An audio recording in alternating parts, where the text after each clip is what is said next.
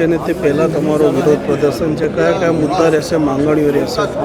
આજે ગુજરાતના નાણામંત્રી આદરણીય કનુભાઈ દેસાઈ જે બજેટ રજૂ કરવા માટે જઈ રહ્યા છે, છેલ્લા ઘણા સમયથી ભારતીય જનતા પાર્ટીના બજેટની અંદર ગુજરાતના યુવાનો હોય, ગુજરાતના બેકારો હોય, ગુજરાતના સરકારી કર્મચારીઓ હોય, ગુજરાતની બહેનો હોય કે ગુજરાતના ખેડૂતો હોય, આ તમામ લોકો એમને રાહત મળે એના માટેની મીટ માંડીને બેઠા હોય છે. પરંતુ જ્યારે ચૂંટણીઓ હોય બીજા રાજ્યોની અંદર, ચાહે રાજસ્થાનની અંદર હોય, પંજાબની અંદર હોય કે બીજા રાજ્યોની અંદર, ત્યાં ભારતીય જનતા પાર્ટી પોતાના ચૂંટણી ઢંઢેરાની અંદર જુદી જુદી જાહેરાતો કરતી હોય છે.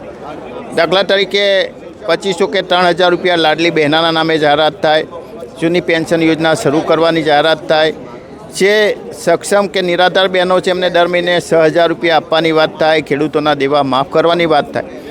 પરંતુ છેલ્લા 30 વર્ષથી ગુજરાતની અંદર ભારતીય જનતા પાર્ટીનું શાસન છે. આજે ગુજરાતની બહેનો રાહ જોઈને બેઠી છે, એમને પણ 500 રૂપિયાની અંદર ગેસનો બાટલો મળે. આજે ગુજરાતના યુવાનો રાહ જોઈને બેઠા છે કે એમના માટે કાયમી નોકરીઓ મળે. જે સરકારી કર્મચારીઓ છે રાહ જોઈને બેઠા છે કે જૂની પેન્શન યોજનાની જાહેરાત કરી પરંતુ એમના ખાતા ખુલતા નથી અને 2005 પછીના પણ જે કર્મચારીઓ હોય એને પણ જૂની પેન્શન યોજનાનો લાભ થાય.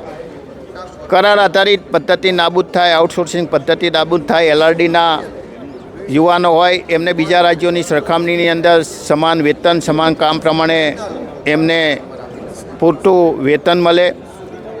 આંગણવાડીની બહેનો હોય, આ તમામ લોકો આજે રાહ જોઈને બેઠા છે અને એના માટે અમે આજે વિરોધ પ્રદર્શન કર્યો છે. અને બજેટની અંદર આ જે અમે વિરોધ કર્યો છે તમામ બાબતો એ યુવાનો માટે હોય, શિક્ષિત યુવાનો માટે હોય, ગુજરાતના ખેડૂતો માટે હોય, ગુજરાતના બેકારો માટે હોય, ગુજરાતના ઉદ્યોગપતિઓ માટે હોય કે ગુજરાતના ખેડૂતોનું દેવું માફ કરવાની વાત હોય, ખેડૂતોના GST ઘટાડવાની વાત હોય, આ તમામ બાબતે અમે આજે વિરોધ પ્રદર્શન કર્યો છે. જ્યાં સુધી માર્ચ મહિના સુધી, લગભગ 1.5 મહિના સુધી આ બજેટ સતત ચાલવાનું છે. અને જ્યારે પણ બજેટ ઉપર માગણીઓ હોય, નામદાર રાજ્યપાલના પ્રવચન ઉપર ચર્ચા હોય, આ તમામ મુદ્દા જે ગુજરાતની જનતા રાહ જોઈને બેઠી છે એના માટે અમે અવાજ ઉઠાવતા રહીશું અને સરકાર સામે લડતા રહીશું.